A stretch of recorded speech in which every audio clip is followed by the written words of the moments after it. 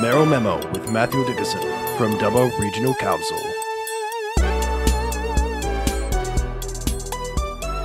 Hello everyone and welcome to this week's Merrill Memo. On today's show we're going to talk about some of the minor changes to the Australia Day ceremony. We'll also address the draft Macquarie River Master Plan and find out if our current CEO Murray Wood will be returning for another term. Good afternoon there, Matt. How are you, mate? Yeah, good, thanks. Very good, actually. It's been pretty busy and hectic. I've said that the last couple of weeks, I think. Mate, it's that time of the year, though, isn't it? Eh? Builds up towards Christmas. And it just gets absolutely crazy, yeah. But I just do want a little quick shout-out before we get started to Rod Towney.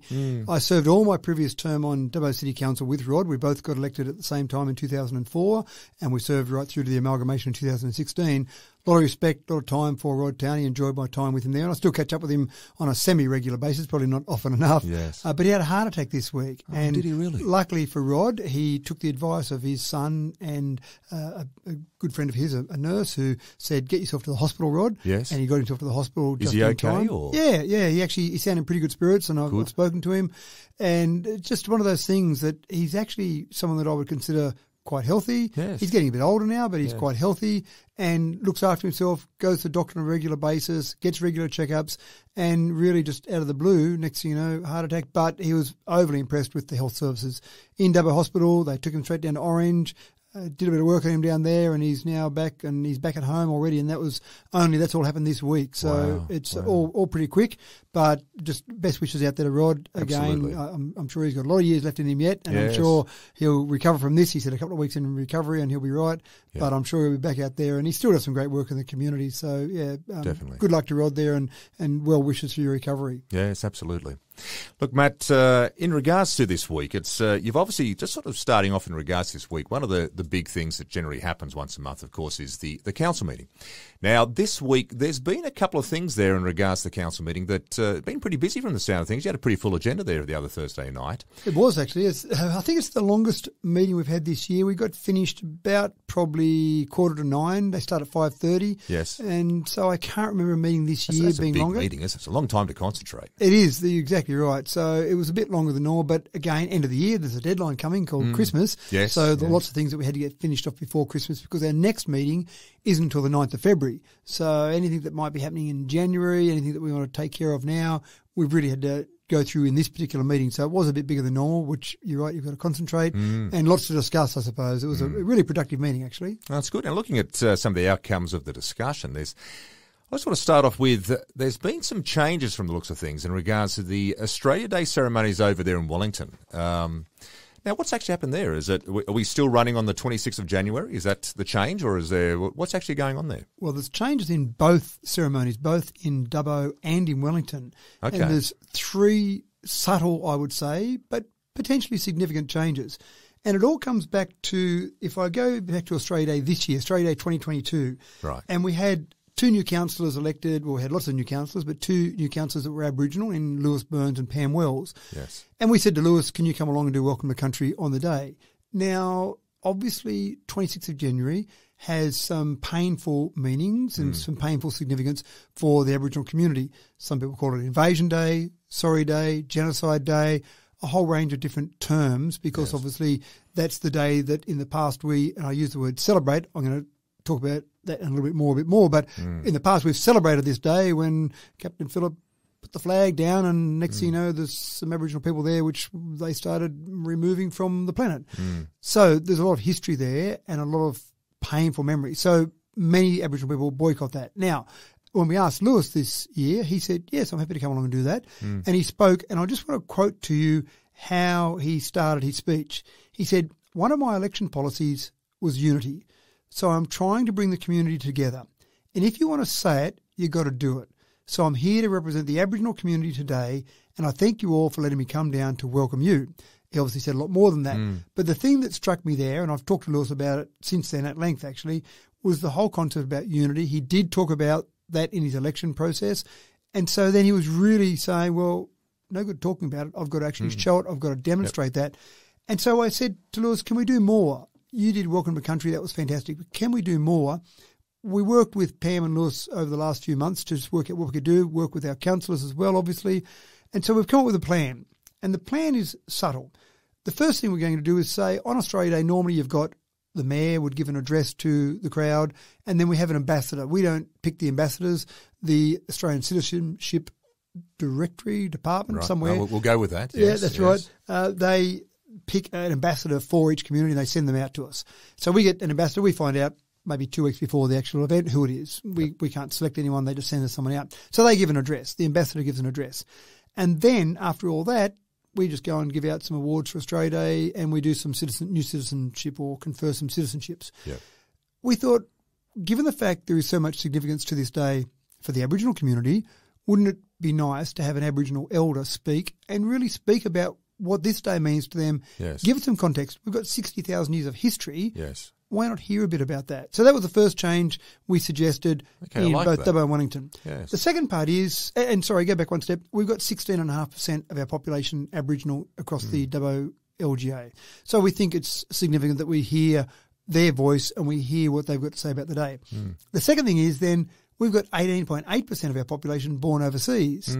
So after the ceremony, in terms of a bit of reflection to that multicultural community that we now have, this melting pot we've got, we said, wouldn't it be nice to have some form of multicultural food stalls, market type event? Excellent. So we're going to plan that. Now that relies on the ability for people to have those market stalls available and to basically get all that set up. But that's the aim to do that. And then the third thing we wanted to do, which is where we hit a bit of a snag, was we don't want to change the date. So some people are out there lobbying to change the date. This council was not interested in changing the date. 26th of January is Australia Day. Yes. But we thought, is there some way we can make it less painful for the Aboriginal community while letting the rest of the community still celebrate this day? And so we came up with the concept of going for a twilight event. Okay. So rather is that than on the 26th still? No, on the 25th. So Okay, the evening before. And this is a reflection of what happens in Canberra. Right. The Prime Minister of the day will go and announce the Australian of the Year, for example, and the various awards That's right. that They are... have that ceremony, don't they, at the front of Parliament House there? And that's done the night before Australia Day. Now, no one says that's changing the date, but it's the night before. That's nice. You have twilight events in a whole range of things. I know I sometimes go to twilight mass at Christmas time rather than go to Christmas Day mass because you don't want to be interrupted from opening all your presents. So you go to twilight mass. Yes. So, or it might be midnight mass, but you can go the night before. We're not saying we're changing the date of Christmas Day to 24th of December. We just go along in recognition of the next day. That's right. So a similar vein to that. Actually, that's a really good analogy, to be honest. Thank you. Yeah. So one of the things there is that it to some way, I think that from an Aboriginal perspective, and obviously these aren't my thoughts, these are after discussions with some Aboriginal people, it means that it can just take away a bit of that pain from the 26th while still having the celebration of Australia Day. Now, ultimately, what we would like as councillors and as council is to say, let's make this day about how great it is to be an Australian. We've come maybe from another country. We might have been here for 60,000 years. We might have been here for 60,000 seconds. We've got a whole big melting pot, and this is an absolutely wonderful nation. So let's celebrate that. But the word celebrate, I'm going to remove from my vocabulary when I talk about this event. I'm going to talk about this being an Australia Day event, an Australia Day ceremony, not a celebration, because for Aboriginal people it's not a celebration, but we can still recognise what's happened and still talk about this whole event. Now, that was the plan. How did it all go? The Department of Home Affairs controls what happens with Australian citizenships and Australia Day. Right, okay. Because I was going to ask you the question, do we have the power in regards to do that as council to actually, there is obviously a lot of sensitivity around this right now in regards to that. And so I'm really liking what you're thinking here in regards to try to address the level of sensitivity here and try to put more of a community bonding experience into what should be a community bonded day. That's the whole point of Australia Day, isn't it, really? Well, it is about, as I think it's about saying, woohoo, we've got a great Australia. How Let's talk about that. Yeah, this is the greatest country in the world. That's right. But again, let's recognise the past. When we talk about Anzac Day, for example, we talk about the sacrifice that many people have made, and we talk about the country that's been created out of the sacrifice that many people have made. We don't celebrate the fact that those people died. No, it's a day of remembrance, isn't it? It is. Really? It's a day of remembrance, but it's also a day to say we do live in a wonderful nation because of these people that have gone before us. And it's probably not a perfect example or a perfect analogy, but it is something similar where let's not celebrate Australia Day, let's recognise and acknowledge and also say we've got a great country. So what did the Department of Home Affairs say? What did they say to you? Yeah, they weren't very happy about what we were talking about. Okay. The Australian Citizenship Ceremonies Code, let me say that Our staff at council talked to them first and didn't get very far in what we wanted to do. Right. And then I took it up and said, well, let me have a bit of a chat to them. And I sent a few emails off and had a few phone calls, and I got nowhere as well. Yep. What they quoted to me was the Australian Citizenship Ceremonies Code. And that says, and I'm quoting here from the code, local government councils must hold a citizenship ceremony on 26 January as part of their Australia Day celebrations. So you have to do that, except, it continues on, councils that conferred citizenship on less than 20 people in the previous year are exempt from this requirement. So how many did we have last year? Well, Dubbo had way more than 20. Right. What about Wellington, though? Yeah, exactly right. So in Dubbo, we have a ceremony about every 2 to sometimes 3 months, and we normally get 30 to maybe even 40 at some of those ceremonies. So in each ceremony we do for citizenship, we're getting more than 20. Yeah. So straight away, that meant that the code applied to us.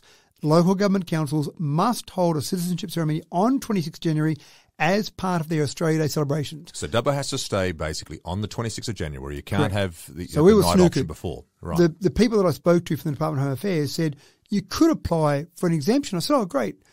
What reasons would we be granted an exemption? And they said it would have to be extraordinary one-off exemptions that might be considered by the minister. And I said, so the fact that we want to change it to a twilight event for a better celebration for our community? I went, no, you're dreaming. That's not an extraordinary circumstance that would apply for an exemption. So basically, Dubbo was snookered. But Wellington has less than 20 conferees during a year, or during the last year in particular. Yes. So we could change the day, not change the date, change the day to a twilight event the night before. So that's what we resolved at council on Thursday night, was to go ahead with the Aboriginal speaker at each ceremony, Dubbo and Wellington, to go ahead with the market stall / multicultural food event after the ceremony.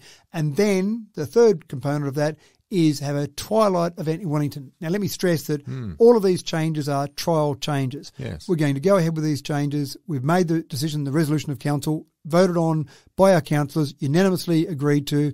But after the event in 2023, we will then do a small survey, get some feedback, some community consultation, and say, what did you think of it? How did that all go? So tell me, are there any other councils out there right now, have they got a twilight option running for Australia Day, or will we be basically the first one with this? I'm not aware of anyone that's doing it in the way we're doing it. Okay. I do know there were some councils in Sydney a couple of years ago, and there was even one in Melbourne. And I remember they said, we're just going to change the date. We're going to have the day on a different celebration day. We're going to basically scrap the 26th of January and just do a completely different day. I remember that, and it caused this enormous public outroar at the time, didn't it? There Well, it was a massive public outroar, and I was actually interviewed by a radio station, and I was asked the question, well, if you just said forget about what the Department of Home Affairs says and just have it on a separate day anyway, what's the penalty? And I don't know what the penalty, or didn't know what the penalty was at that stage. I've got more information since, but I thought about that, and I said, well, I don't really want to be a councillor on a council that recommends or proposes that we just ignore laws of the Commonwealth government. And I actually think if a councillor, for example, moved a resolution at a council meeting to recommend that we do something that was in contravention of a code, a policy, something in place by a state or a federal government, as the mayor, as the chairman of a council meeting, I would actually rule that out of order. Well, you'd have to, I'd suggest. That's right. That's part of my job, is to make sure that motions that are brought forward are lawful motions. Recommending we do something that's against a code or a policy, to me, sounds like an unlawful motion. So without digging into the detail of each individual circumstance, I would be saying, well, I have to rule that out of order. Sorry, Councillor X, I'm not accepting your motion. You can't move forward with that. So but what you're proposing, though, for Wellington is not out of order. Correct, that's right. You know, if we did it for you're in Dubbo, line with what's been told to you here by the Department of Foreign Affairs. And Home Affairs. Home Affairs, sorry. Yeah, that's for Wellington, that's right. If we did it for Dubbo, that would be. But I investigated a bit further after that journal asked me the question and found that a couple of the ones where they did change it, what actually happened there is that the federal government took away their right to do citizenship ceremonies. Oh, okay. Now, I've already mentioned how many people we have citizenship ceremonies for.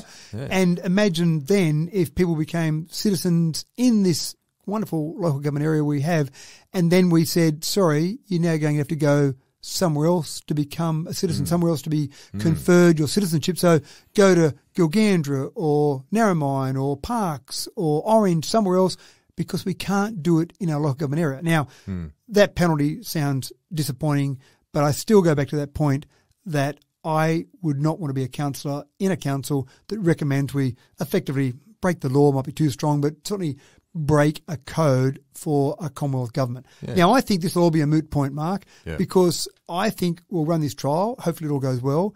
And in, who knows, a year, maybe 2 years' time, I think this federal government will change that particular code so that if someone wanted to still have citizenship ceremonies and they had more than 20 conferees in a year, I think they'd say, sure, you want to have a twilight event? Knock yourself out. Go for it. I think that's really a very old code. I don't know how old that code is, but that seems to me like a fairly old code, and I think we'll do better, and we can do better than that. Yes.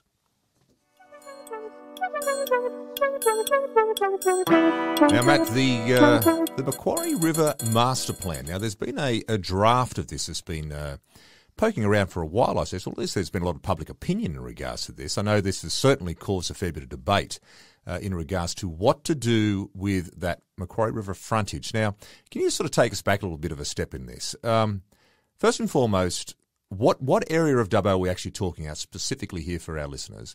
And what have been some of the ideas that have been suggested here in regards to what is going to constitute this master plan? So this goes back to the very first meeting of council this year. So we had an extraordinary meeting at the end of last year, 23rd of December. We had our induction day. We had our extraordinary meeting. And then the first real meeting of council was in January this year. And this was a proposal or a resolution by council to go and look at the master plan. We had an old Regan Park master plan way back around 2013 from memory that was developed and went through some modifications in 2015. And the last council scrapped that plan. They scrapped that master plan, didn't replace it with a master plan. And then there was a proposal, you may remember, last year for suddenly some area to be set aside for a rugby league club to use some of that Regan Park land because there was no other use set aside for that at the time. So just in regards to that, so this area of land we're actually talking about specifically, does it start, I suppose, you're going down there towards the Tamworth Street Bridge and you've got the new cricket fields there on the right-hand side. And the left-hand side, again, they'll probably the old vegetable farming type area over years gone by. And that area is still sort of set aside there. And you've got Osman Villa and a few other places there behind that, and there's Macquarie Club. Is that where we're talking about this development sort of starting from? That's the discussion around Regan Park. So when you go to the left, as you say, or go to the southerly direction of Tamworth Street, there's a little part there that's not technically part of the old Regan Park, and the rest of it was an old dairy. So you may remember there was the Regan Park dairy there. There's still we're going the old up building. Further now to the housing estate. Is it a Regan Park housing estate? Goes all around that area there. So right, council, the whole area. Yeah, council way back in 2004 resolved to purchase the original 59.57 hectares of land from the owners of Regan Park Dairy and classified the land as operational land. In the body of that report, it discussed the land being used for passive and active recreation needs. But at the beginning of this year, rather than focus just on Regan Park, what council resolved, so there was a council resolution in January to go forward and start doing this because there was nothing on the books at the time. And then in February, we had another resolution that basically tidied up that and allocated some money for a whole consultancy process. But rather than just look at Regan Park individually, we actually said, councillors said, that we'd like to do two master plans for the river corridor, a north and a south. Right. And essentially that would include Regan Park, but let's not focus just on Regan Park. Let's look at it a bit more holistically than that. The North Precinct focuses on the area north from the Jean-Amel-Cerisier Bridge through to Devil's Hole, and the South Precinct starts at the LH Ford Bridge and down through Regan Park. It's a much bigger area than I've simply tried to explain, isn't it? It is. So what you've talked about essentially is Regan Park. Again, it's not quite accurate there exactly, but that's the area that people generally think of as Regan Park. But why focus on just that one area? Let's look at a broader picture. Now, you may be aware there's been some commentary out there in the public. There's all sorts of ridiculous accusations that have been thrown around that council's already done a deal on this land and there's all these secret behind the scenes deals done, all sorts of ridiculous rubbish that's been thrown around. For what purpose, I'm not quite sure. But again, what we've done as councillors is we started a process in January. At that stage, there was nothing on the table except the potential for it to be given 10 hectares to be given to a rugby league club. And I don't think that was going to be given to them. I think it was going to be used by a rugby league club. But we started the process in January and there were no predetermined ideas. And I've talked about it often, saying it was a blank sheet of paper. Now, when I say a blank sheet of paper, within reason, obviously there was not going to be something like a 10-storey motel planned there because it was on a floodplain, but a blank sheet of paper for what could reasonably put in those areas. We've gone through a whole process now. We've gone through lots of consultation. There's been a survey. There are about 450 responses we got from the survey. Okay, that's good. That's actually a pretty good response. A very good response, that's right. There have been workshops where people have come along and participated. There have been a couple of hundred people that have participated in those workshops. That's wonderful. So our consultants have been worked very hard, which is fantastic. They love it. They love getting that community feedback. So there's been all these steps, all these processes. And now, without going into detail, and it's probably a hard medium to do that because it's a very visual process that's right. to look at that. Draw a picture in the mind of the listener there, but it's that's pretty right. difficult. What I would say to people is we've now got a draft Macquarie River Master Plan for both the North and the South Precinct. So that now has been resolved at Council last Thursday night to say, here is our draft master plan, draft being the imperative word there. Still options available there for change. That's right. And it's actually often easier for people to look at a master plan rather than just say you've got a blank sheet of paper, look at a master plan and say, what do you like about that? What don't you like about that? So it's sometimes easier for people to look at that and say, oh, this looks great here, and you hadn't thought about that, and then, oh, I'm not really sure if I love this one over here. Yeah. So essentially what I'm saying to people now is, please have a look at that master plan. Yeah. This is the whole process now. We want people to look at that. We want people to give us feedback on that. And you've got a fair bit of time to do it. It'll be placed on public exhibition from the 12th of December through to the 17th of February. Okay. So and where will it actually be placed, Matt? Is there a spot where you'll see that? So really, when we place things on public exhibition now, it's really about accessing it online. Oh, okay. So it's more the online sort of stuff. Yeah, that's right. You can still go into council building and request a paper copy of that, but most people access those online. And that's obviously easier for people because it's a pretty big document. So if it's in paper, if you prefer that, you can print it out yourself or come into council, get a copy. But most people will probably look at it on their computer and look at the various parts of it. And it goes into detail and shows some information about where things are laid out. And again, it's a draft. This is all the feedback that the consultants have, and this is all the ideas as much as possible. Obviously, there can be ideas that are completely opposing to each other, but all the ideas that people came up with fed into the consultants. This is their expertise. This is what they do for a living. Yep. They've put all that into this draft master plan. Okay. So have a look at that plan. I'd encourage people to go and have a look at that. Give us feedback. That's the whole idea of that process being put out on public display. So go through and do that. The final report for the master plan won't come back to council until the 23rd of March. Right. That's when a final decision will be made by council to say this is now a master plan going forward. So just in regards to that, let's say we get to the point then, so 23rd of March is when the final decision council will make in regards to this master plan. Does council then turn around and set out a bit of a timeline then in regards to when they'd like to see this implemented? Is that the next step, or how does it work? Is it based on finance? So I'm assuming it'd be a priority factor. Yeah, and normally it's about a 20-year master plan, maybe 10-year master plan with some items. The idea is that here's our aspirational view of what this area should look like.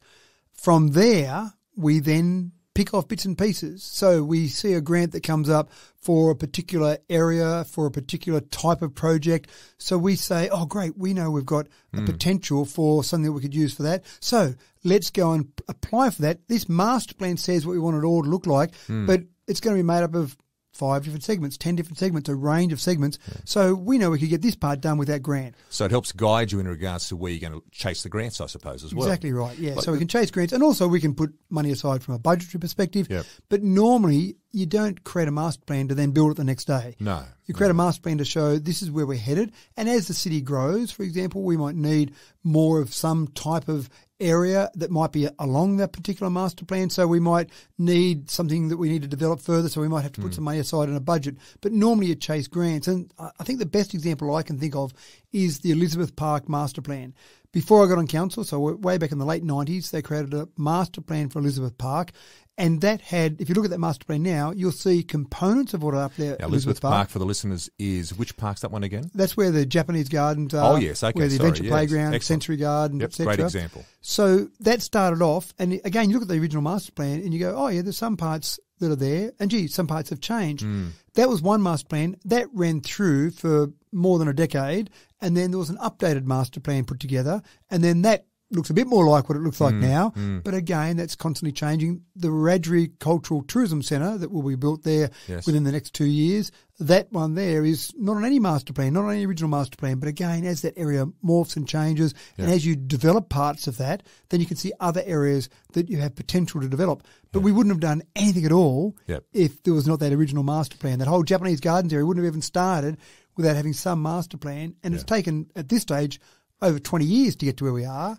And you look at it now and you go, wow, I'm glad those councillors back in the late 90s had the vision to see what could potentially happen there. It's probably no different to most people and suggest they go and buy a bit of a rundown old style of a home and they got their master plan and how the house is going to look and they got their plan setting it out over the next 10 years, what they're going to focus on first. And it's a good example. And it's probably not as formalised as a council one, but it's exactly right.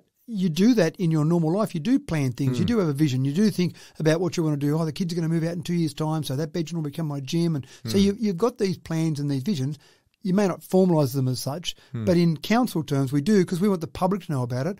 We also want people that are going to develop things. So in this Macquarie River Master Plan, we're not talking about developers being involved, but when we develop northwest precincts, we've spoken about before. Yes. That's an indication to developers of what our residential real estate market might look like in years to come because we want people to invest in that area. We want them to have confidence that they can invest in that area. Yes. So this master planning, if you're looking at a good council, you know that you can see master plans into the future to give everyone in the community, whether it be councillors, whether it be sporting groups, whether it be people who are interested in what's happening in the environment or anyone at all, just residents in general, you want them to have confidence that someone has an idea of where you're going. Absolutely. Well, my suggestion to all the listeners out there is jump online to the Dubbo Regional website, Dubbo Regional Council website, and have a look at the plan and make a comment.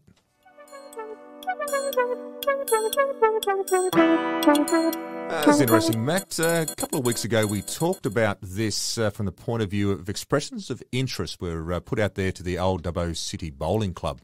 That little site there in between Number 1 Oval and, I suggest, the Art Gallery. Now, it looks like during the week there's been an expression of interest has actually been confirmed and been received. So talk us through it. Who's going to be moving into the site? Yeah, there were multiple expressions of interest received, and we did talk about this previously because, again, I encourage people, if they had an idea what they wanted to do with that particular site, it was a short-term process. As we talked about before, council previously acquired that site with no strategy, with no reason, with no master plan, if I want to use that word again. Yeah, it's a good example again. That's right. For what was going to happen with that site. But for good or for bad, council basically has acquired that site. What are we going to do with it? I have no idea. But we'll plan what to do with that. We'll look at a whole range of things to do and then put some places or some pieces in place to actually start down that path. But in the meantime, it's costing us over $40,000 a year just to have that site. It's a lot of money for something to sit there, isn't it? Really? It is. Just for the maintenance, for the upkeep of that site, it's costing us that amount of money. So rather than have it sit there while we go and do the planning, we put out, as we talked about before, those expressions of interest. And we said, tell us what you want to do. Tell us how much you're prepared to pay. We haven't put a set rent on it. It's just tell us what you can do. And we'd prefer it to be some sort of community contribution, but give us the options, give us the information. See what you got. And I was quite pleased that we got 6 submissions out of that process. That's excellent. Yeah, and they're public. The submissions... A variety of different sort of things, I'd suggest, as well. They are, and the details of those submissions are confidential, so I won't go into how much they all offered and all the details of that. But I can tell you the 6 ones, this is public information. New South Wales AECG Aboriginal Language and Culture Nest was one of them. Arana Toy Library Limited. Dubbo Sims/St John's Junior Rugby League Football Club. Dubbo Filmmakers Inc.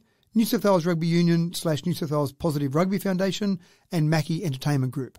So we received 6 submissions, and they were fairly detailed in terms of what they wanted to do or their ideas for them, and obviously the amounts they were willing to pay for all of those. So those all came in. And who was the successful applicant? The successful applicant out of all of those was one, and I can talk about the amount because a successful tenderer or a successful person or organisation who puts in something like this, that's the only one that you find the amount for. You don't find the amount because it might give some sort of commercial advantage to people if they know everyone's quotes and everyone's prices. So the successful one out of all of those was New South Wales Rugby Union/New South Wales Positive Rugby Foundation. Right, okay. They offered $74,460 per year for that, and the lease is a 1-year lease with a 1-year option. But I think we stressed last time, I think we even made a bit of a joke about it, how many times I said it during that podcast, was that it was a maximum of 2 years. That's because after that, we don't want to be accused of throwing someone out on the street and turfing some good organisation out. It was always only ever going to be a 2-year. They're obviously fully aware of the fact this is a 2-year lease arrangement. Yeah, that's right. Now, that $74,460 that they offered includes the outgoings. Now, the outgoings will be at cost. So at the moment, the estimate for those outgoings is about $43,000. Yep. If those outgoings are a bit more than that or a bit less than that, they'll pay that again based on cost recovery. So we'll end up with our costs being covered. Yep. At the moment, we're paying those, and an additional $31,460 over the top of that. So that's a good outcome for us. Yep. And I want to stress, there are some people who have asked me about that, and they said, I thought that was set aside for cultural use. Why is a sporting club getting it? At this stage, it's not been set aside for any use. There's been nothing earmarked, nothing tagged for that. Someone might have said, oh, yes, we should use that for some cultural purpose, but there is no official council resolution or policy to say what that's going to be used for. As I said, we're actually going to go through that and do the planning. It may well be a cultural outcome for that long-term use of that. This doesn't preclude that. This is literally, have I said it before, 2 years? 2 years, mate. I think you've said it once or twice or 17 times. So that's where that sits. Now, they'll do a range of things with that. The Rugby New South Wales will do that. They'll use some training camps, I'm sure, there. They've got access to a couple of the ovals there, number 1, 2 and 3 nearby, so I'm sure they'll use it in conjunction with that. But again, that was part of the thing we considered. There were some other great community groups in there as well. But again, it came down to a combination of the dollars and the community purpose. I feel confident, and I can't speak for other councillors, but in my mind, let's say a community group offered $70,000 and a private operator offered $70,000, a for-profit organisation, then I feel pretty confident that councillors would have gone with the community outcome. It would have been trickier if a private group offered $120,000 and a community group offered $70,000. Yes. Then we would have gone, gee, we want the community outcome, but we want the money because we need the money to fill potholes. Yep. Gee, which way do we go? I won't talk about the individual discussions in that confidential meeting, but again, this seemed like a good community outcome, and I it think seemed so like too. good money. Because if you think about it, like this is a great benefit for Dubbo. You've got these young kids out there who play rugby and will be able to benefit from that here in town and have access to, I'd suggest, obviously, it sounds like a higher level standard of training. I'd be suggesting too, there's obviously going to be higher level standard of coaching personnel could come into town as well. They get those opportunities too. So are they going to be using the actual, the old building site there, which was the old pub scenario, hotel scenario? Is that going to be like their clubhouse type idea? Is that part of it? I'm not sure if exactly their clubhouse, but they'll certainly be using that building. One thing to point out as well is that at the moment, Dubbo filmmakers have actually got a small office there. I've been there. I remember I had an inspection one day, and I'm a big fan of Dubbo filmmakers. We spoke about them last week with Joe Sunny. And so they've got a small part of that building, and they'll retain that. Part of this lease agreement we'll have with New South Wales Rugby Union says that the premises must be shared with the existing licence holder at Dubbo Filmmaker. So they were never going to be turfed out. Yep. That was always going to be part of that, where they've got a part of that building. But again, I think rugby will use the rest of the building. They'll have some offices in there maybe. Remember, the long-term aim for New South Wales Rugby is to go to the sports precinct that's being built near Charles Street University. Okay. So that's their long-term aim. So this may be a stepping stone for them to be in the Dubbo community. And then in 2 years' time, they'll probably be hopeful they'll be able to move out to where the CSU site is. So a whole range of things there. But again, we looked at that in terms of community outcomes, in terms of dollars being brought into council, and made the decision based on all of that information. Excellent.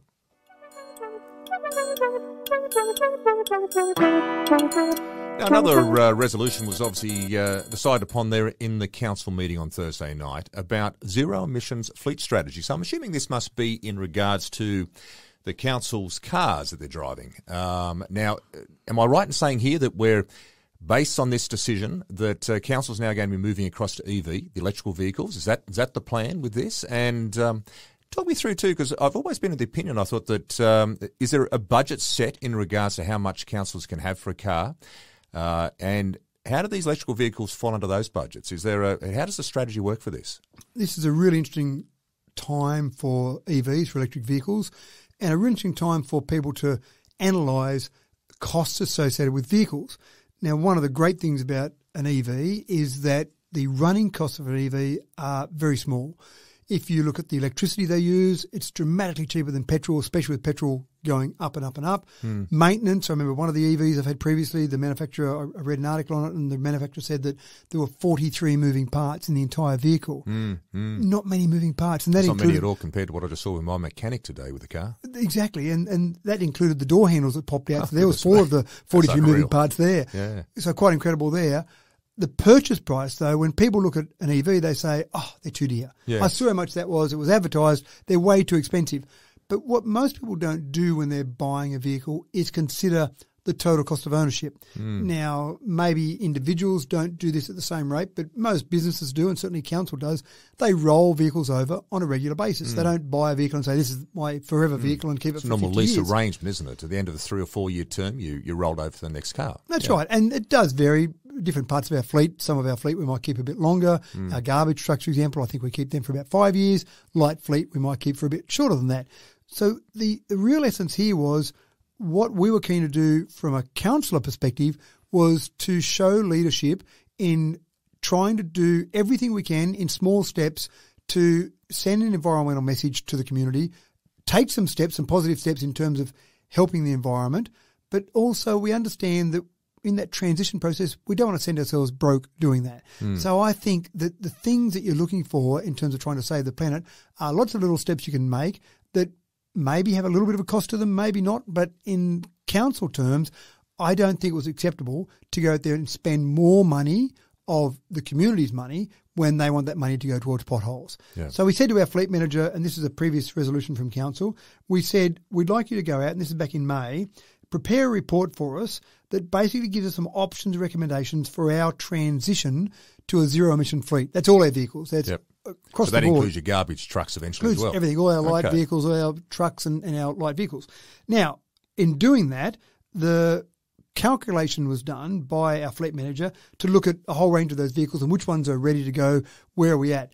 The report that's come back to council, and it came back previously, it then went out on public exhibition, 0 submissions were received, and I did say to the fleet manager, that means that you wrote a perfect report.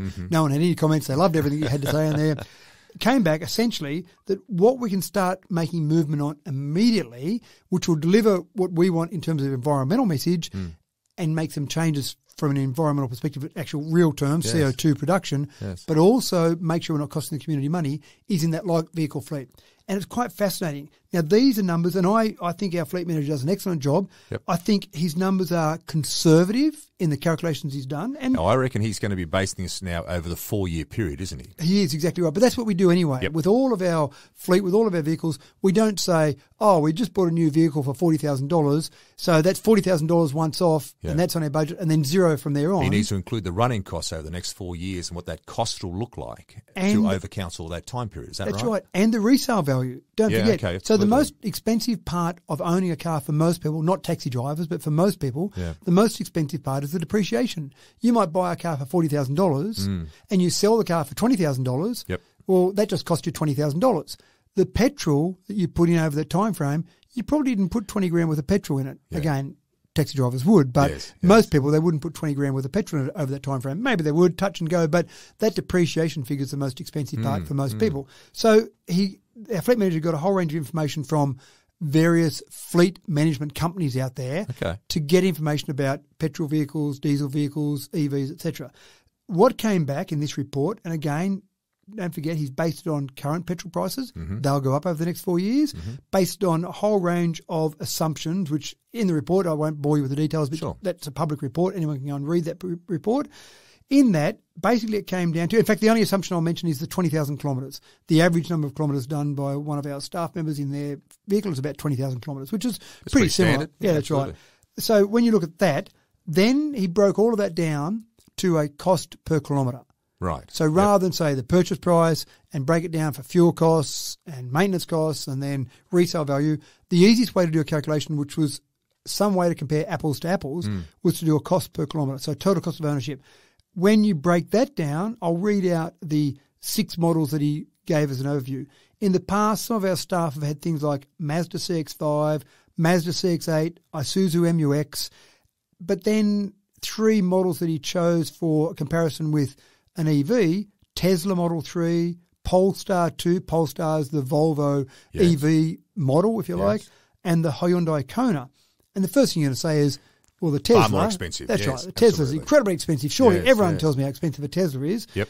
And I'm going to read out the prices to you. The Okay. Tesla Model 3 was rated at a total cost of ownership, TCO, of 28 cents per kilometre. Wow. The Polestar 2, 35 cents. The Hyundai Kona, 42 cents. So the petrol or the ICE vehicles, Mazda CX-5, 51 cents. Isuzu MUX, 55 cents. Mazda CX-8, 64 cents. So when you look at that, it's actually terrible that we're still buying petrol vehicles. Yeah, that's right. But we didn't have a policy in place because the problem is, in the past, there was a limit on how much a staff member could pay as part of their salary package, how much they could pay for a vehicle. So, for example, directors have a limit of $40,000 ex GST on their vehicle. Well, you can't buy those EVs for that amount. No. So they had to buy petrol vehicles Yep. because the policy said that's the limit you get. But now we can see via this report that it is actually cheaper to buy a dearer car, which sounds somewhat illogical, Yep. but the total cost of ownership is cheaper. With that, now, after we've resolved this report and go forward with this, the fleet manager and the CEO now have permission to allow individual staff members to buy those vehicles that are dearer in terms of a ticket price, as long as the total cost of ownership is no dearer than the car they would have normally bought. And look, in my layman's understanding of that, the way I would read it is this. Yes, Tesla is more expensive to buy as an initial outlay cost. But over the course of the 4 years, you will save money by purchasing the Tesla as opposed to one of these other options which they're currently purchasing, which are more, or they're cheaper initially, but the running costs are more expensive. Correct. So at the end of the day, over 4 years, you're better off going with a Tesla option. Yeah, and don't. This isn't an ad for Tesla. No, it shouldn't be. It sounds a bit like, doesn't it? It does. I'm sorry to say, like EV based. EVs in general, Yeah, that's where people absolutely. have got to consider it. So don't look at the ticket price. Yes. Look at that total cost of ownership over the 4 year time frame. And it's the same with so many things we do in our life. Sometimes we'll pay a bit more for it up front if we think it's going to be cheaper Yes. over the long term. People put solar panels on their house to reduce their electricity bill. You might pay $5,000, $10,000 for your solar panels. Yeah. That's a lot of money to fork out. That's a lot of electricity bills. But most people are smart enough to work out, if I pay $5,000 to reduce my electricity bill by $1,000 a year, 5 years' time I'm in front. And that's a great example because Dubbo is one of the biggest uptakes, what I've read there, in regards to putting the solar panels on. So Dubbo people, we do this. We understand the logic behind it. So, yeah, it's a fascinating, and I must admit, sitting back too as a resident here of Dubbo, I'm also really proud of the council for the fact that, and I'll state my opinion in regards to the environmental side of things, I'm all for all EVs, and I'm all for the fact too that as we have an environmental responsibility here with council to set the standard and to set the way for others to follow. I'm fully 100% behind that, and I'll argue that with anybody. Don't worry about that. So I think this is a wonderful outcome, and more importantly too, from a budgetary side of things, this is also responsible budgetary outlaying. The fact that you're looking at this over a 4 year time frame as opposed to simply just the initial costing. So this is very exciting. So well done. Well done. There's a couple of parts to it as well. I know some other councils that have heard that we've been working on this policy that have actually asked me when that policy comes through, can we steal that policy? It's a public document. I can't stop it from happening, but I'm more than happy for other councils to learn from our experience and the work that our fleet manager has done in that. Yeah. But I've also had private individuals who have actually had a bit of a light bulb moment. They've said, gee, I've been really wanting to do it because I've got an environmental bent, or I want to be conscious of what I'm doing to the environment, but I've never thought I could afford it. But actually, it's cheaper. Wow, that's incredible. That's unbelievable. Yeah. And even in my own personal business, I know that in the past, for our staff, we've had hybrid vehicles. We've already gone to one electric vehicle, and we've got another one coming in January replace the other Corolla hybrid that we've got in there. Yeah. So again, I do it with my own personal life. I haven't owned a petrol car, even a hybrid car, since 2015. I've only driven an electric vehicle since then. So I do it in my own personal life and my own business life. But what people will do when they look at this report, and I'd encourage people to go and read this report, they look at that and they'll say, wow, I thought it was dearer, but it's actually not. Is there some way that I can get into an EV? Because it does make sense to actually do that. And even based on this report, you could have as much as maybe $20,000 more that you might spend on an EV and still be in front over a 4 year time frame. It's an amazing statistic. It really is. Yeah, it's quite incredible. So individuals, read this report, other councils, I think we're really leading the way in this. And again, you've hit the nail on the head, environmentally responsible and fiscally responsible as well. Absolutely.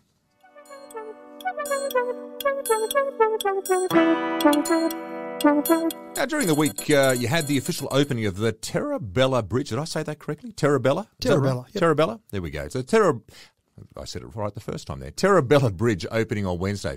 So whereabouts is the Terrabella Bridge? Where is this bridge? It's a great name, by the way.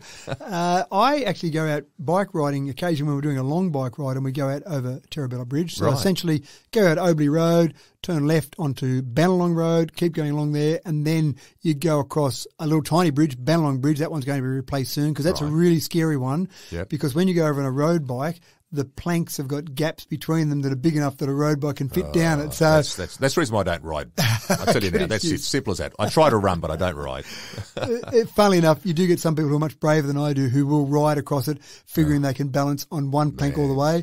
I actually walk my bike across that particular bridge. Move, mate. But that one's going to be replaced in the very near future. That's another one we've got to happen. But if you keep going along there, you essentially go to Geary the back way then, and you do go across the Terrabella Bridge. It's over the Little River, and I think the Little River's poorly named because over these last rain events, hasn't been little at all, has it? It's been a huge river. So that was a really good one because even riding over the old Terrabella Bridge on my push bike, it was a single lane road. It had little tiny metal barriers on the edges that were very small. Yeah. And even riding over my push bike, I'd go, oh, gee, it's a bit dicey. I don't want to fall over the edge there. Yeah. You can imagine driving across in a vehicle, a bit dicier. But I talked to some farmers out there on the day of the opening, and they said some of their equipment, like a header, for example, was so wide that the actual wheels were touching, in some cases, on the metal rails on the sides. Wow. So, and they're only low metal rails, but they're driving across this bridge trying to balance it up on the edges. And then the corner coming out of that is a bit tight as well. Okay. So it needed replacement for a whole range of reasons. It goes under way too regularly with the Little River, but also just getting farm movements around that area. Now, this is one of those great projects that I love because there were contributions from a whole range of areas. Off the top of my head, $2.716 million from the Fixing Country Roads program. Okay. That's a state government base? That's state government. Yep. $454,000 from the Fixing Country Bridges program, again state-based. Yep.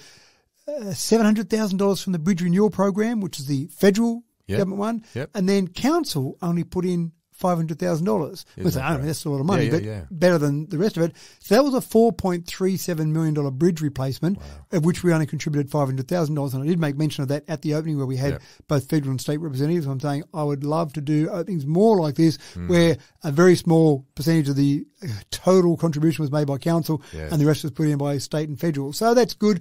We've got more of those. We've got about another 5 Fixing Country Bridges program bridges that we're in the process of replacing, including that Bennelong Bridge I mentioned. Yep. And we've got about 7 areas that are being repaired in the roads under that Fixing Country Roads program. It's fantastic. Part of the trick here is about knowing the grants to access. So that particular bridge was one that council identified as one that we needed to replace. It was a very old bridge, went under regularly to actually demonstrate how much it goes under. This bridge has been in use, the new bridge, since August this year. Right. Officially opened this week. Been a lot of rain since August. Correct. 6 times. 6 times. The old bridge has gone under and the new bridge hasn't. So that gives you an idea of how many times people were cut off. The importance of it too, to allow that access for people. Yeah, that's right. So you've got a contribution like that. But again, council identified this was an area that needed to be replaced or that bridge needed to be replaced. Then we went out and looked for the grants. And this is part of the trick, if you like, knowing what grants are available, what grants will be applicable. How about we apply for this one over here? Is it worthwhile doing that? It takes time and money to apply for that. What's the likelihood of getting that? So all of these things, ultimately, sure, state and federal contributed the majority of the funds, but we still had to put it all together, and it was our staff that then managed the entire project. You just picked up on a really good point there. And I suppose as people, we sometimes in the community, we forget about the daily organisation, the dynamics of what happens in council. And here's a classic example of just how well these guys are working down there in council. Because I'd imagine that there's only a limited pool of grant funding. So you're going to have lots and lots of different councils all trying to apply for this level of funding. It's not this unlimited, bucket of money there's ready for people to go and get their hands into. You've got to apply for this stuff. So to be able to have a group of people down there right now, and they're doing a wonderful job from the sound of things, to access and put the right grants in and to know the right way about, what paperwork needs to be filled out and which boxes need to be ticked. These guys are doing a great job to get that money through for us. Yeah, you're spot on. It is a process. The other thing you've got to consider is a couple of things. The cost of actually putting a grant in. Now, there's not a fee. The government doesn't charge us a fee to go and submit a grant, but our staff get paid wages. And if you go through a grant process that you think you've got no chance of getting and it's going to take a week to put that together, you think, is it really worthwhile our staff doing that? So you really try and look for the grants where you know you've got a reasonable chance of getting. You don't get every grant, but you don't want to be wasting your time chasing lots of grants that are just ridiculous grants you're never going to get. Yeah. And then the other part of that is sometimes as a co-contribution. So, for example, people might say, oh, why didn't you put in for that grant? It was $1 million on offer, but that $1 million might have been dollar for dollar match. So we might have had to put up $1 million towards that, and we didn't have that $1 million. Or sometimes they might be 2-for-1 matching. So that $1 million grant needs $2 million from council to be able to get that $1 million. Now, if it's a project you're going to do anyway, then absolutely it's worthwhile getting that grant. Yes. But if it's, we'll go and apply for that just because there's a grant available, then where'd that $2 million come from? Yeah. That's out of budget money. So you can't just click your fingers and make it come out of somewhere. You've got to pull it from somewhere else, another budget, another project you might be working on. Yeah. So it's a pretty tricky process with that grant or the grant process. I have talked in the past, both the state and federal representatives, and I've said all this work that happens with grant funding, all this process we've got to go through, all the time it takes us to do that, ultimately the best thing to happen would be that the state and the federal government says, on average, this is how much money each council area gets, or divided up in some even-handed way, and there's a chunk of money you've got. You're the council. You know what to do with it best.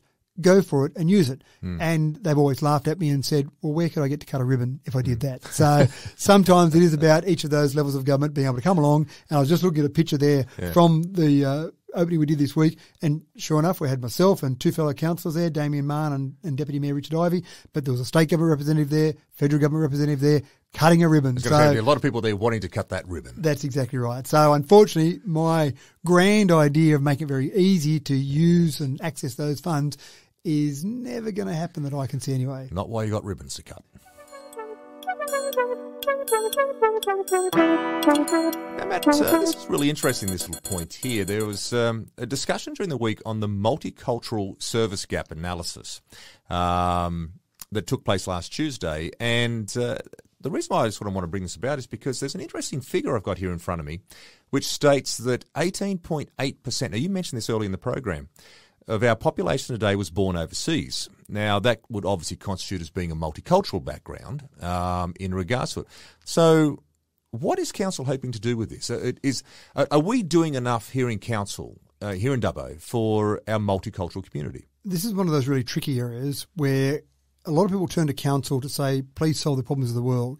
But there are certain things that don't come under council's responsibility. So how far do we get involved in these? How much do we do compared to leaving it for the levels of government or the organisations that might be responsible for it? And this is one that Councillor Shibli Chowdhury has brought forward, where he often gets approached by people from the multicultural community, people that might be from Bangladesh like Shibli's from, or India or Nepal, some of these various countries, and they see Shibli as a leader in that community, in our community, which is absolutely fine. But what Shibli finds himself doing is helping people out. They are looking for somewhere to rent, or they're trying to find a sporting group to join. So he's almost becoming like a reference point for them, for council somewhat. Almost a liaison officer, a reference point, a go-to person. And that's fine. Shibli's a very nice person and he's happy to do all of that. But what he's identified is maybe there is some way that council could help out in this process. The thing is that there are lots of services in the community already, mainly state government services, some federal government services designed to help people from varying backgrounds, because some people might be in Sydney, for example, that have only moved to Sydney a year ago, and then their visa might stipulate they need to go regional, or they wake up to themselves and say, wow, regional areas are much better, I might go regional. Yes, finally realise this. But they don't know enough about how things work to come out to a regional area and then just make it all happen, make it all fall into place. So the gap analysis that we're really looking at is just a bit of an analysis of those services that are there. We don't want to provide the services. We just don't have the money to do it. Simple as that. But by looking at the services that are available and seeing what gaps there are there, then we can communicate that to other levels of government and tell them those gaps that are there. But the other thing I think we can do with this is really look at some way of a reference point for people that come along to say, here is a list of the services that are available. So if you're trying to find somewhere to rent, if you're trying to find somewhere to access banking services or access medical services or whatever it might be, here's a list of places that might be able to help you out if you've got a non-English speaking background in particular, or just different countries, different cultures. How does it operate in your country versus how does it operate in this country? Yeah. It's different often. So having that help and having that process there is a good way to let council help people in our community without incurring a huge amount of costs and without really making, I suppose, us provide services that are way outside what we should be providing. Absolutely. Like if you think about it, if you've got 1/5 of our population here in Dubbo coming from a multicultural background, or at least from somewhere not obviously born here in Australia base, if you've got 1/5 of our population there, whatever support networks we have available, I'd imagine when you come to this town here of Dubbo that you want to have a place you can go to sort of go, okay, where can I access my services? And it's terrific the council's preparing to want to do that. That's fantastic. Yeah, that's right. And again, we've always got to be careful. I'd love council to provide every service we possibly could, but we've also got a budget to worry about. Yeah. And I think I've seen previous councils and I've seen other councils in other areas make the mistake of trying to do everything for everyone and then look at their bottom line and say, that's great, but in 5 years' time we'll be broke. So you can't do that. You've got to be sensible with that. But I think what you look for in things like this is how can we be some way in terms of joining people together, giving people some indication of where to go, basically joining the dots for people rather than having to provide the dots yourselves. Yeah, it's a great initiative. Also during the week, Matt, you had the pleasure of obviously going along to the CSU graduation, the old Charles Sturt University. That's my old alumni, by the way, down there in Bathurst. The old teaching college days. Wasn't actually called CSU back there, but I digress. So, of course, the graduation here in Dubbo. So how was that from the point of view of it? And let's sort of maybe, I'm sure it was a great day, but what are the main course of study that's happening right now? Where are the graduates coming from? Yeah, it's an interesting question. I wasn't thinking about that when I was thinking about this particular story, but certainly we saw nursing being a big part of it. A lot of individual degrees might have been masters, for example, or second degrees that people might have achieved were very much one-off subjects, but there was a bit of cyber security there, so I thought that was interesting. That's a growing industry, isn't it? Unfortunately, you're absolutely spot on. So there's a range of things there. Obviously, they've still got teaching that they do there, but again, one of the great things about Charles Sturt University, as you've identified, you talked about Bathurst, for example, the range of campuses you've got, and you can study from different campuses. Charles Sturt is really good at doing regional education. It took a pandemic for many universities to discover that you can educate people remotely, but obviously Dubbo has been doing it for a long time, and Charles Sturt University in general has been doing it for a long time. What I get excited by about this sort of graduation ceremony or this graduation ceremony is that I just love the fact that you see people there graduating. It's always very exciting to watch a graduation day, but you talk to some of those people afterwards and some of them say, I never would have done this degree, maybe their first degree, maybe they've come back for another degree. I never would have considered it if we didn't have the university here. I might have thought about doing something, but I just didn't have the time to go and locate myself in Sydney or in some other place. But in Dubbo, I could get this degree. Fantastic. That just sounds like a really great thing. So this particular campus had the foundation stone laid in 1999. It was way back. I think when you talked about going to Bathurst, that was probably Mitchell College of Advanced Education, was it? It was, mate. Yes. So, that was the old Mitchell days. Yeah, that's right. So it wasn't that long after you would have been there, around 1989, that Charles Sturt University took some of those advanced education colleges. I think down in Wagga it was called the Riverina College of Advanced Education. So they took those various colleges and put them together into a university. So it's a very I'll tell you a quick little story here for you. I was actually, when I graduated from Mitchell College, we had the option, our year group, of either having on our bachelor certificates at the time, whether or not it was going to be Mitchell College or Charles Sturt University. And what did you take? Well, actually, we all chose Charles Sturt University because we actually felt that university sounded better than a college. That's fair enough. So there you go. I'm probably one of the originals, the OG, right here from CSU. There it is. Proud alumni. But that's fantastic. So you went as far away as Bathurst, so a couple of hours away. Absolutely. But imagine if it had been in Dubbo at the time, it would have been fantastic to be able to do that here. But the cost of doing university is quite a prohibitive cost for a lot of people. And just as you say before, just sort of getting your whole family up and moving somewhere else, if you're an older person, mature person in that space, just to do a degree, or a young person who, you've got your set up here in Dubbo with your part-time jobs, you've got your families, structure and communication networks all set. So to have CSU here, it's so important for a town like Dubbo to have something like that, isn't it? Yeah, absolutely right. And it was actually interesting. The first time I was asked to go out and do a talk or a welcome to the students in an O-Week process, I just had ideas in my head when I was going out to Charles Sturt, and I thought about my O week back. I was 17 during my O week back at uni, and I was thinking about that and just some of the stuff that happened. I think, oh, good, I'll tell them a few stories and just get them excited about it. And I got out there and I was looking around before I spoke, and I'm looking for where the students were. I could see lots of parents in the audience, but none of the students. And the person sitting beside me from the university, I just whispered to them during the first part of the ceremony. I said, where are the students? Where are the students out there? Because I can see the parents of the students going to come in. And they said, no, they're the students. Oh, they are?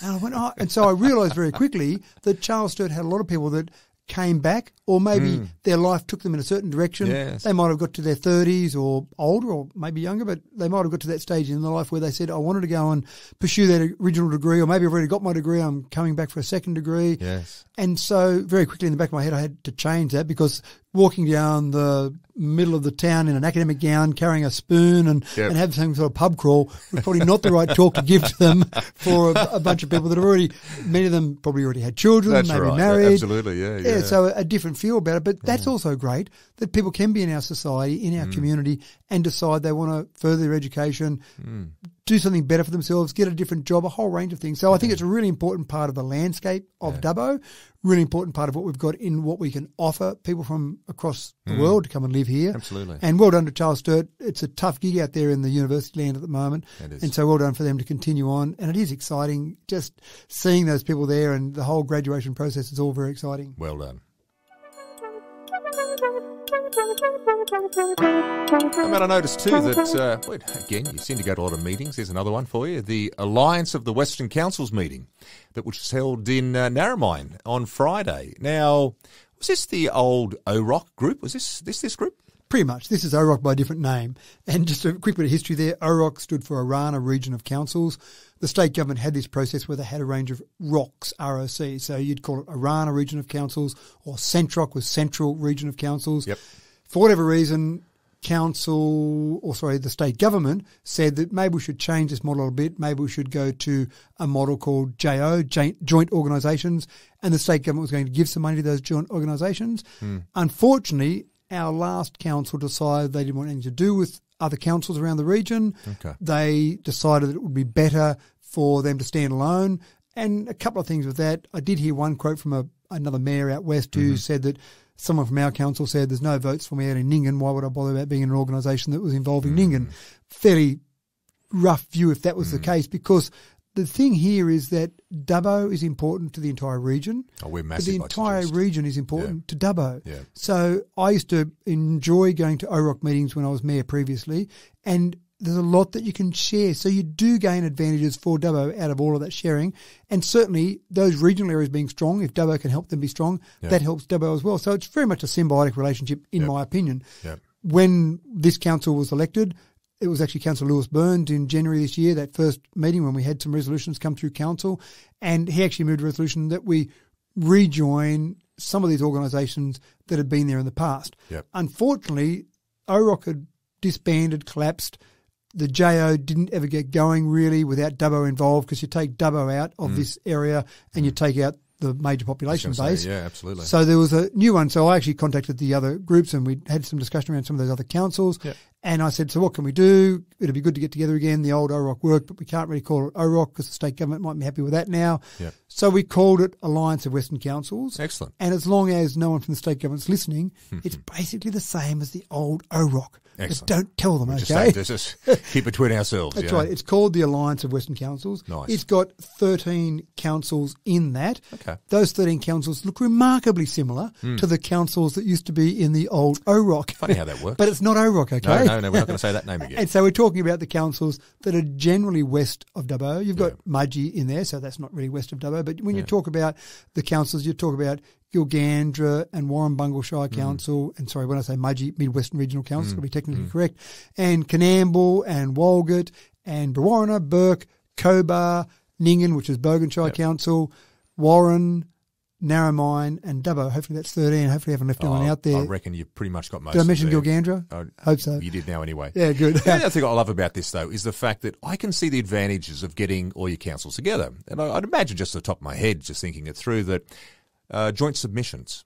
if you're looking for some financial funding, might even be on roads or something like that could be an option. Getting together as a group to sort of, as a power base for that region, that would strike a fair bit of power at state level and at federal level, I'd suggest. You've got a couple of advantages there. One is somewhat like you talk about with joint submissions, but it's more joint tenders we do together. Oh, okay, yes. So yes. electricity, for example, 13 councils putting in a bid for electricity will probably get a cheaper price than 13 individual councils putting them in.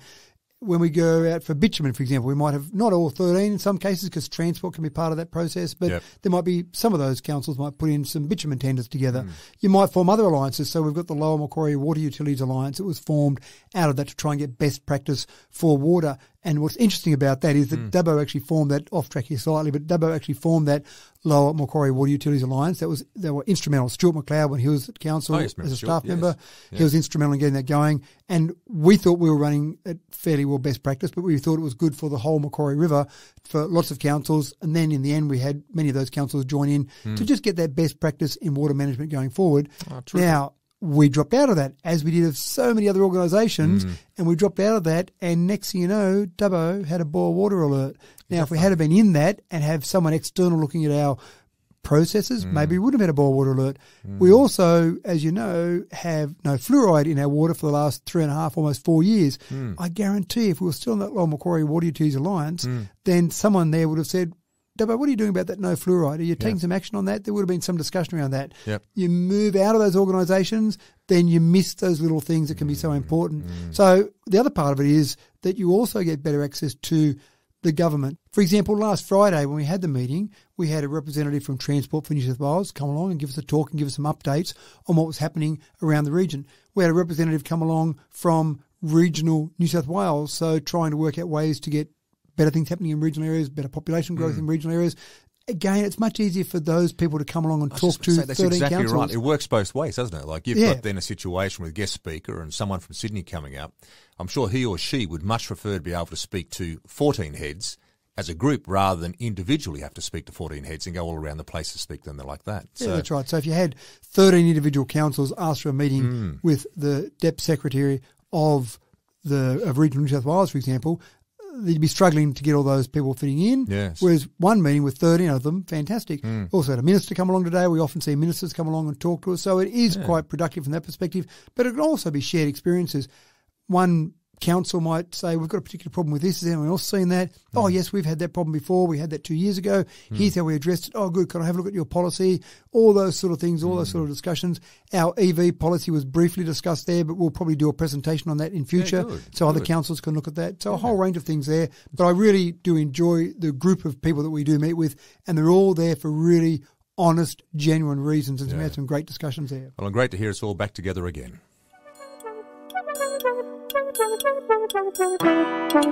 Now, last Wednesday night, the Delroy Clontarf Academy.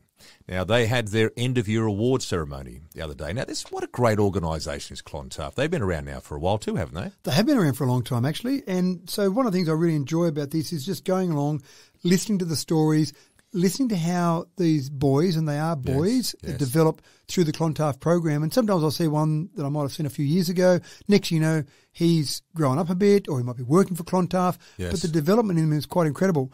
And what I really enjoyed at these particular awards on Wednesday night was that when they were giving out some of the awards, they'd obviously told the boys that anyone that wins an award, you've got to stand at the microphone and say thank you. And some of them, you could see how nervous they are. Now, some of these kids are in year 7. Yes. So at that age, when you've got an audience, it's got teachers and your peers in it. A lot of self-awareness at the moment. Oh, absolutely right. So standing there at the microphone saying thank you to my teachers or the Clontarf boys, my parents, they were very nervous, but they did it. They all did it. No one balked. No one shirked their duty. And that's good for their development. Just standing in front of a group of people, seeing a microphone. Yeah, that's really good for their development. So I really enjoyed it. And it's good chatting to some of the boys, just finding out what they get up to, the training programs they're doing, what they've kind of got planned for the holidays, what they've got planned for next year. Again, some people talk about that and are concerned about how much money is put into it, but there's a lot of that money is put in by private organisations. Yes. So it's not all this government money that's being put into this program. But as the teachers that spoke on the night talked about, this is a program that just works. Yeah. You can have a whole range of programs and do all sorts of wonderful things, but this program just works. And you don't get always a program that you can stand there in front of a crowd and say, it just works. So I think, well done to Clontarf. That was the Delroy campus. Obviously, you've got the South campus and you've got the senior campus as well. That's right. And there are different award ceremonies for each of those, and I get along to as many as I possibly can. But, yeah, look, I really enjoy that. And I think the boys, especially those younger boys, as they get older, they get a bit cynical, but they like having the mayor. I sat down at one of the tables with the young boys, and they like chatting to the mayor as well. So well done to Clontarf. Keep that good work going. Absolutely. Well done, guys.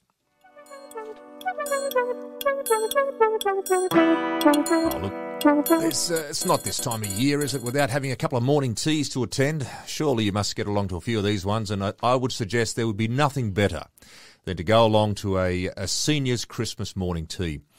Now, if these seniors' Christmas morning tea that you've been along to, if they're anything like the morning teas my grandmother used to put on when I was a kid, I tell you what, I'd be at every single one. So now you went along to a couple this week, mate. You went to the one in Dubbo and you went to the one in Wellington. That's right. So talk us through these senior morning teas. Is this something that is run by council? Is this that then we offer all the seniors to go along to? Like, how does it actually work? Yeah, that's right. So we do actually have a process where we do put on a morning tea. Council puts on a morning tea, invites along people from various aged care facilities, the general public, and people can come along. Now they get me along to say Merry Christmas, obviously. Yes. I normally do some poetry. I did a bit of Christmas poetry for them at each Sing one of your these. best Bing Crosby White Christmas or something, I didn't do any singing. Didn't do it this I year? just can't sing. Maybe no. next year. I stick with poetry. and then they'll normally have a few schools come along and do some entertainment. Might be some singing, might be some dancing for them. And the seniors, I normally go around and sit at some of the tables and have a chat to a few of the seniors Lovely. there. And again, they just like to get out, have a chat to people, and it's another event for them. Of course, Santa Claus is there. Santa Excellent. Claus was out handing out a few gifts and lollies to people throughout the Beautiful. audience. But again, it's just that nice community we've got, and it's good to see people come along and join in these various activities. And for them, an outing, for some of those people in the aged care facilities in particular, they love getting out and just being part of the community and telling me some stories from when they were working in their youth or some project they were involved with at council, or they used to plant trees somewhere and there's still a tree there they planted that's now grown up. So it's actually a really nice morning. So yes, we had one in Wellington and one in Dubbo. There's other morning teas that occur throughout the year, but the Christmas ones always seem a bit special. Oh, well done again. Now, I raised this right at the start of the top of the program, actually, in regards to our current CEO. I'm hoping he's still our current CEO. I don't want to sort of preempt any points of discussion here, but Murray Wood. Now, there's been obviously part of we talked about this a couple of weeks ago too, about his performance review. Now, I know there's a whole process that goes into this, and this is not just simply a just turn up, shake the hand and say, well done, Murray, you did a good job, mate, we'll throw you back into the Lions again for another 12 months. Now, did Murray get through the process, first and foremost? I just want to know, put it out there. Did he get through?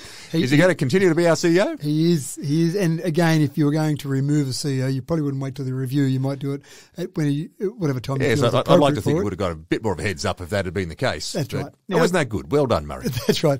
So now this is part of the process. When a council employs a CEO, that's the only employee they have. There are about 500 permanent staff plus casuals at council, but councillors, again, if you read the Local Act 1993, should not direct any of those staff to do anything at all. All we can do is direct our CEO, and CEO and general manager are interchangeable terms. They're both the same. There's no difference in the meaning there. Direct our CEO via council resolution, effectively, to undertake activities throughout the council. Then it's his job with his staff to actually go forward and undertake those activities. Yep. But as with any employment arrangement, you should do a review process. Murray was first employed by council before we were elected back in October last year. That was when he was given his contract. And essentially the process from there is that every year you should do, it's not compulsory, but you should do a formal review. Every 6 months you should do a slightly less formal review. So what we do is every 6 months I'll sit down with Murray and we'll go through a semi-formal review, I'd call it, but it's only one-on-one, but we still go through KPIs and track how things are going and basically give feedback from that perspective. But the 12-month review process, if it's done correctly, should involve a few councillors and a very formal process. Yeah. We've got a process that we take the three chairs of our standing committees, so that's Damien Mann, Jess Goff and Josh Black, and the mayor and the deputy mayor, being myself and Richard Ivey, and that's the review committee. So we did that review this year recently, and this is where it's come to council. Yep. And so again, after that 1 year anniversary, we did that review. Unfortunately, Josh Black couldn't make it to that particular meeting, so we had 4 councillors on that review committee. We've got an external consultant from our employment solutions company, and obviously Murray. And we spent, I'm going to guess 2.5 hours, but it might have even been a bit longer than that, going through the various KPIs that we've set. So these are the ones that councillors have set for Murray. All those KPIs. He actually gave a score for each of those of his own assessment of how he was progressing on each of those. Self-assessment. That's right. Then we gave a score on those. We tabulate all those, compare those, give feedback, go through that whole process. Then that's step 1. Step 2, we then come back, that review committee comes back to council, as in the full body of council, and go through and have that discussion. So that review committee gives feedback. There's all the paperwork, there's all the information, the notes, the comments, etc., all there. Councillors can read that. And then out of all that, we then make a recommendation in terms of what to do with the CEO going forward. Yep. In this case, and it's a public process, not all that information I've talked about, that's all confidential. Yep. But the outcome of that and the resolution of council is public, and so people can read that exact resolution. But essentially, we commended Murray on the excellent work he's been doing over the last year. Keep up the good work. And basically, we think the relationship that he's got with councillors, with the community, and the direction we're going in is all fantastic. So basically, keep up that good work. Again, you can read the exact resolution if you wish. Look up the council papers on the minutes there. But it is a very formal process. We do it that way deliberately. It should be done that way, because it's all well and good to sit around and say, hey, Mr. CEO, you're a great guy and everything's fine. But you need that formal process just to make sure you catch anything that might be going wrong before it becomes a major issue, and also give recognition when things are going right. Too often, people look at employment reviews as somewhere to catch people out, when it should be about making sure that people are given the pat on the back when they deserve it. Acknowledge what you've done well. That's right, and maybe giving a slight steer in the right direction if they haven't done well. Absolutely. Keeping in mind that the CEO doesn't have anyone sitting above him in an employment scenario to go and answer to get that direct feedback. He does rely on myself as the mayor a lot for that relationship, and it was mentioned by the deputy mayor that that relationship is an incredibly important relationship in council, and both Murray and I recognise that we've got a very good relationship, so that's excellent. But again, that relationship with councillors as well. You need to have a relationship that's a strong relationship that you can say, I'm not happy with this isn't working well, this has been done wrong, without losing the confidence or faith of each other. And you can only do that if you've got that strong relationship. That's it. Well, congratulations, Murray, on your, well, it's not really re-employment, it's not like you get to go for your job again, but the fact you're back again with us for another 12 months at least. Well, Max, you know what time it is. Limerick time. Limerick time, that's right. And what do you think I should do a Limerick on this week out of all those topics? Oh, mate, look, well, okay, let's throw something up here for us. I'll let you choose the Limerick for this week. Okay, the Limerick topic. Limerick, we've got to pull off the top of your head here, It puts the pressure on me, doesn't it? Okay, here we go then. Look, you know what I'm going to choose for you? I'm going to throw this right out to you. I'm going to choose for you the Seniors Christmas Morning Tea. Seniors Christmas morning. Okay, there you go. I'll come up with the Limerick. Just give me a second here. I'll come up with the Limerick on the Seniors Christmas. Okay, I think I've got one. Here we go. You got one? Okay, rock and roll. The seniors were welcomed with a cup of tea. I then recited some of my poetry. The school kids entertained. The applause was sustained. Merry Christmas to all. Yippee, yippee. There it is. Well done, well done. Well, folks, that just about wraps up again for another week. So from the point of view of that, we've obviously got those changes out there for the Australia Day ceremony and that coming up there. Thanks very much, Matt, for outlining us that there today. Also, in regards to that draft Macquarie River Master Plan, if you want to get on down there and make some changes, well, you don't do anything these days apart from simply jump online, have a look online, check those things out there. And again, of course, to Murray Wood, thanks, big fella, for being back. We love that. All right, well done, folks. Let's see us all next week for the Merrill Memo.